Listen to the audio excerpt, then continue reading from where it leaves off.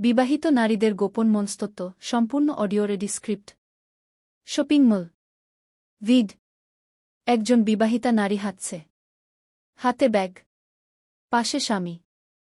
হঠাৎ তার চোখ থমকে গেল। উল্টো দিকে এক অচেনা পুরুষ। চোখাচোখি। মাত্র 2 সেকেন্ড। স্বামী খেয়ালই করল না। মোবাইলে ব্যস্ত।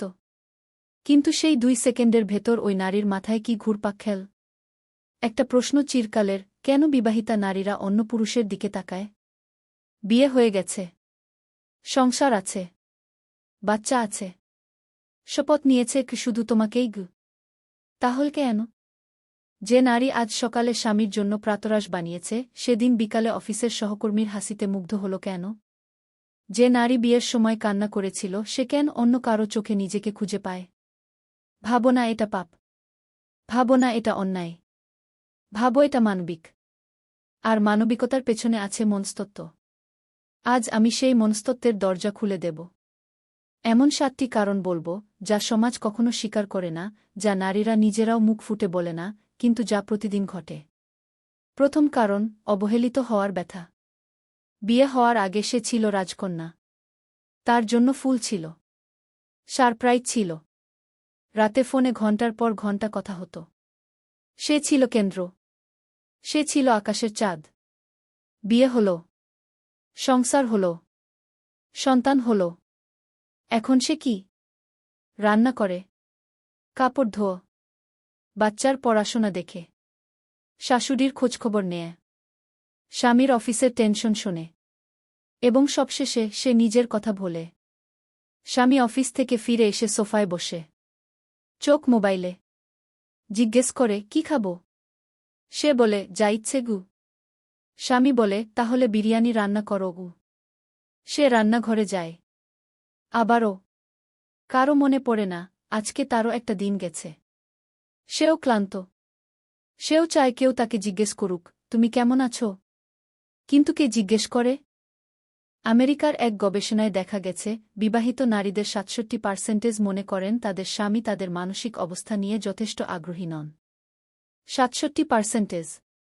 প্রতি 3 জনে 2 জন।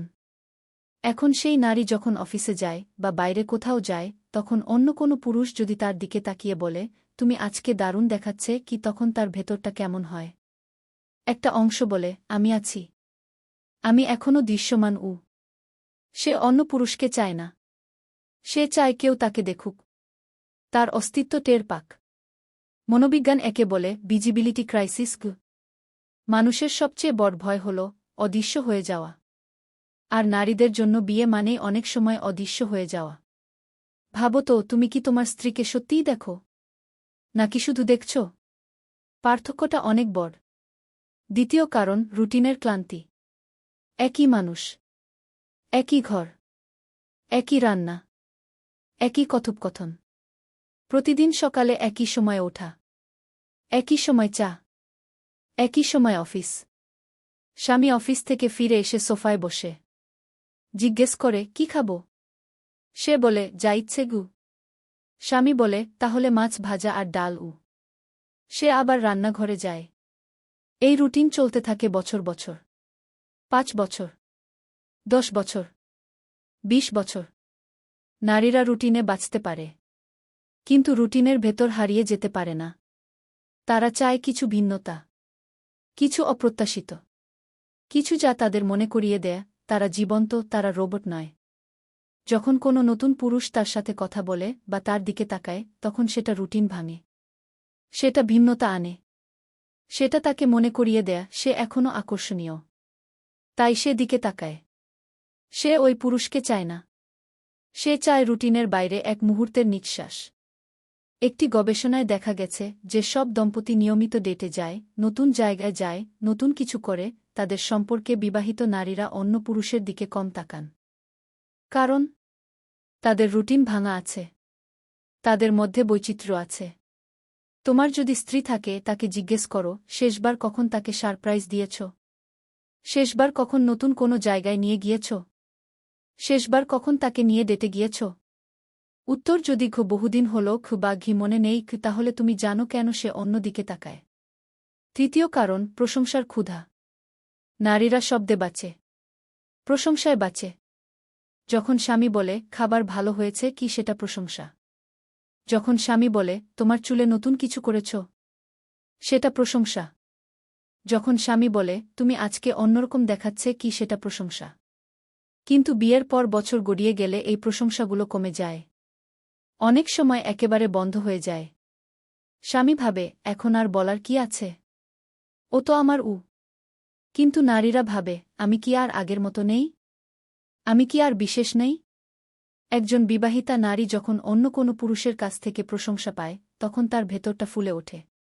সে ভাবে আমি এখনো আছি, আমি এখনো ভালো আছি। এটা শুধু অহংকার না, এটা বেঁচে থাকার তাগিদ। তুমি যদি বিবাহিত হও এবং তোমার স্ত্রী অন্য কারো প্রশংসায় মুগ্ধ হয় তাহলে অভিযোগ করো না, বরং নিজেকে জিজ্ঞেস করো তুমি কখন তাকে শেষ প্রশংসা করেছ। ফ্রান্সের এক মনোবিজ্ঞানী বলেছেন নারীদের ভালোবাসার ভাষা হল শব্দ, পুরুষদের ভালোবাসার ভাষা হল কাজ। তুমি যদি কাজ দেখাও কিন্তু শব্দে না বলো সেটা তার জন্য অর্ধেক ভালোবাসা, সে পুরোটা চায়। চতুর্থ কারণ নিজের অস্তিত্ব প্রমাণের তাগিদ। বিবাহিত নারী অনেক ভূমিকা পালন করে, স্ত্রী, মা, বউ, গৃহিণী, কর্মজীবী নারী, সংসারের কর্তা, সব। কিন্তু অনেক সময় সে ভোলে সে কে, তার নিজের কোনো পরিচয় থাকে না।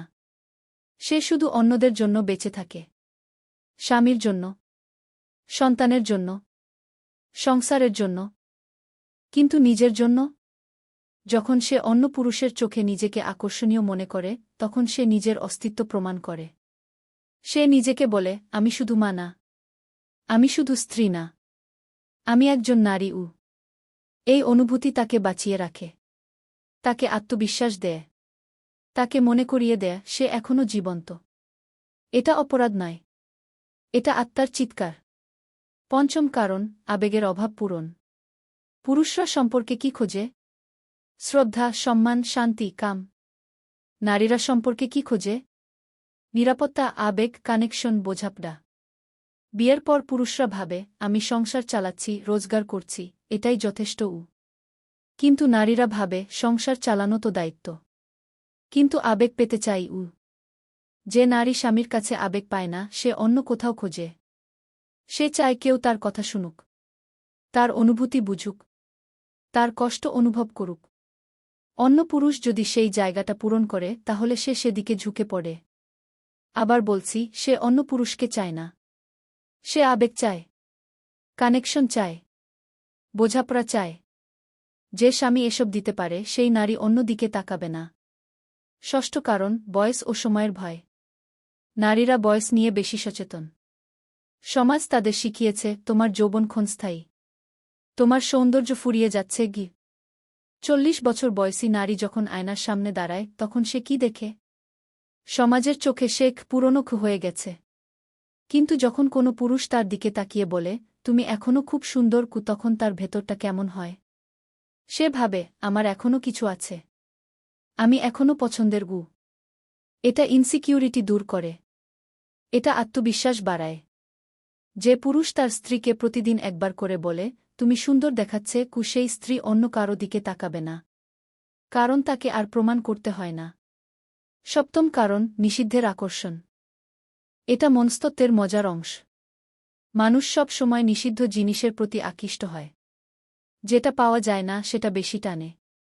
বিবাহিতা নারী নিজেকে অন্য কারো বলে জানে।